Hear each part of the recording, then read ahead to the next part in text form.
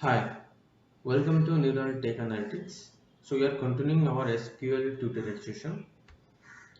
In the last session, we have talked about some DTL commands, and I already told you that we are going to learn DML next. But before going to learn DML, we have to learn some operators. Okay, and today our agenda is to learn some operators.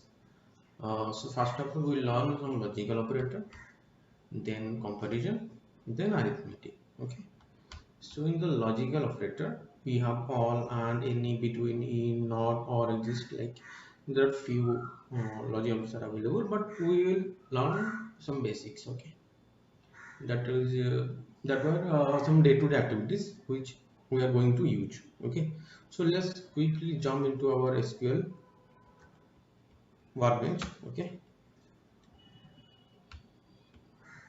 so as you know, this is our English tutorial, so we will continue in English and Hindi both. So तो फिर शुरू करते हैं। पहले हमारा जो database था उसको रन कर लेते हैं,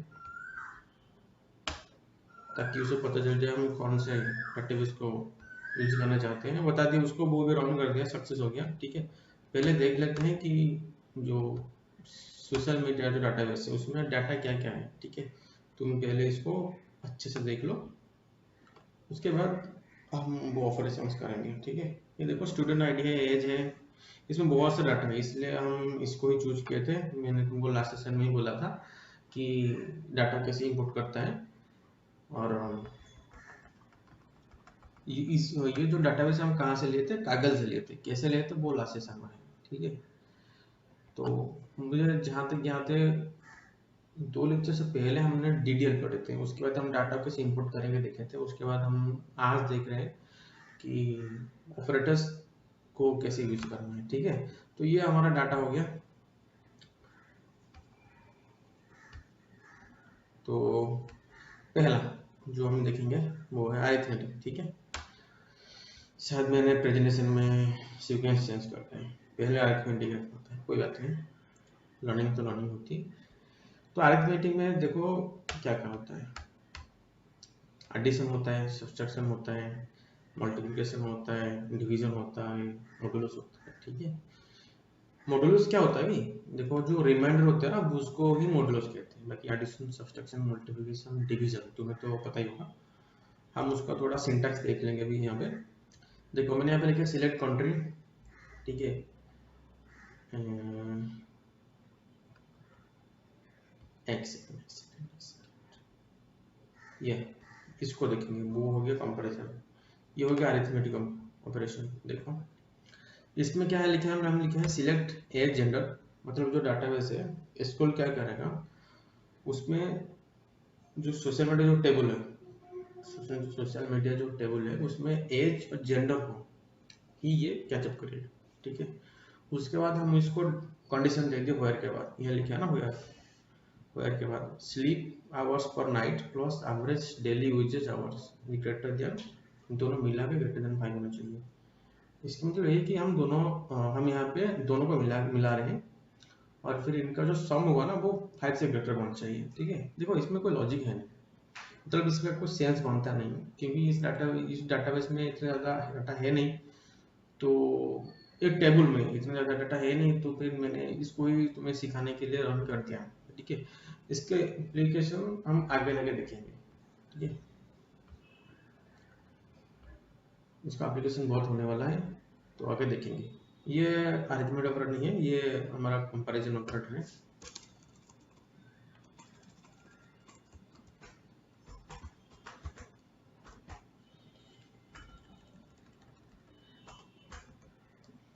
कंपैरिजन ऑपरेटर। ठीक है, तो देख लेते हैं हमारा एजेंडा में क्या था। अरिथमेटिक तो ये बेसिक हो गया जो लिख सकते हैं। जो दिक्कतें आएंगी वो है लॉजिकल में। ठीक है, लॉजिकल में क्या क्या देखेंगे हम, यहाँ पे देखें हम पहला वो देखेंगे आंड को। ठीक है, आंड का महत्वपूर्ण भूमिका होता है स्कूल में, बहुत ही होता है। यहाँ पे देखो मैं लिखा select according label from table, which table, social table, which database, company database, इसको भूलना नहीं। एंड वो हमें कंडीशन दे दी। मैंने बताया था लास्ट मतलब पहले से बताया था कि व्हेयर कंडीशन को कैसे यूज करता है, ठीक है।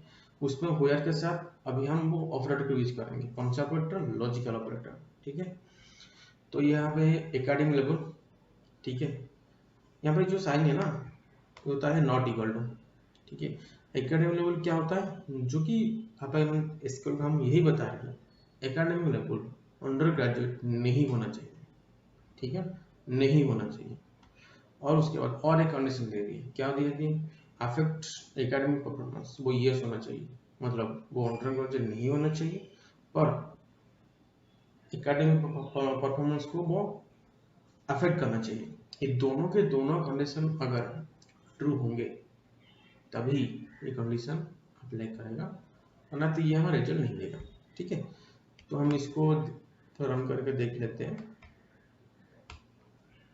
देखो दे दिया, ठीक है।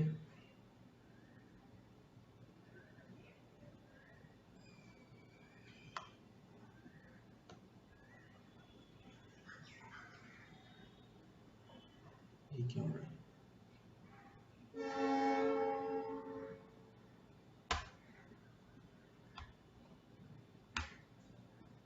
हाँ वो कहीं और रन हो गया था, ठीक है। अब देखो एकेडमिक लेवल हो गया, मतलब अंडर ग्रेजुएट को छोड़ के हर कोई जो एकेडमिक लेवल है जो जो अफेक्ट हो रहे हैं सोशल मीडिया से, उसका लिस्ट आ गया, ठीक है। हम चाहे तो इसको यहाँ पे एक्सपोर्ट भी कर सकते हैं, जबकि जिसको एक्सपोर्ट करके इसको हम पावर बीआई या फिर पाइथन या फिर टैब्लो में भी यूज कर सकते हैं, ठीक है ना। तो ये हो गया पहला जो आर्म लॉजिकल ऑपरेटर था। उसके बाद हम देखेंगे बिटवीन लॉजिकल ऑपरेटर, ठीक है।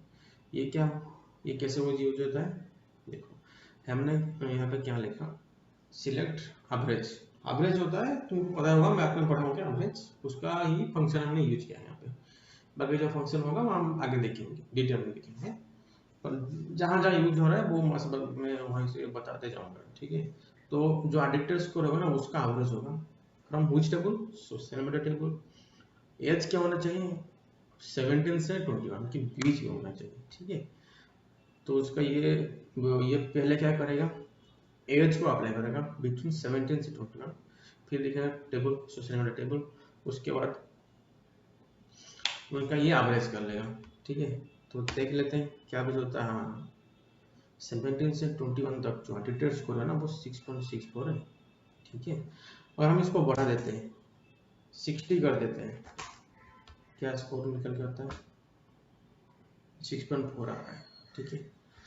तो ये होता है बिटवीन, सिंटैक्स देख लो। उसके बाद और एक लॉजिकल ऑपरेटर वो है इन, ठीक है। इसमें क्या है कि इन में क्या है, हम एसक्यूएल को यही बता रहे हैं कि जो एज हो ना वो 17 होना चाहिए या 21 होना चाहिए, ठीक है। बी2 में क्या होना, 17 से 60 होना चाहिए, 17 से 60 होना चाहिए या 17 से 21 होना चाहिए, ठीक है।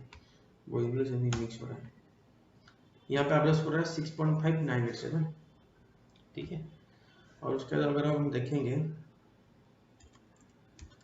इसके इन हो गया लाइक, लाइक बहुत ज़्यादा यूज होने वाला है, यहाँ पे भी वही एवरेज, वही सेम वही एवरेज करें एटीट्यूड स्कोर का, पर यहाँ पे क्या है कोई यार रिलेशन स्टेटस लाइक कॉम्प्लिकेटेड, इन कॉम्प्लिकेटेड होना चाहिए स्टेटस, और इन या रिलेशंस होना चाहिए, इन रिलेशंस होना चाहिए, ठीक है। तो लाइक क्या करेगा, ये दोनों को दिखेगा, कंप्लीट होना चाहिए और इन रिलेशनशिप होना चाहिए। इसका सिंटेक्स तो अच्छे से देख लो, हम रन करेंगे आ रहा है, इसका जो कॉम्प्लिकेटेड या फिर इन रिलेशन हो रहा है ना वो उसका एवरेज एडिक्टर स्कोर ज्यादा आ रहा है, 7 पॉइंट ज्यादा आ रहा है, ठीक है। तो फिर आगे देखेंगे, ये हो गया हमारा लॉजिकल। लॉजिकल हमने क्या देखे, आर्म दिखे, बिटवीन दिखे, इन दिखे और लाइक देखे, ठीक है। और भी देखे, इसमें क्या नहीं दिखे, ऑल नहीं देखे, ठीक है। ऑल को हम देखे थे ना, सिलेक्ट नहीं, इसको नहीं देखे थे। तो ये मोस्टली यूज होने वाला है, ठीक है ना। इसमें एनी भी दे दिया है और कुछ ज़्यादा दे दिया है, मैंने इसको गूगल से लिया है, अवेलेबल है तो क्यों इसको खुद बनाना। तो उसके बाद कंपैरिजन ऑपरेटर्स को हम देखेंगे,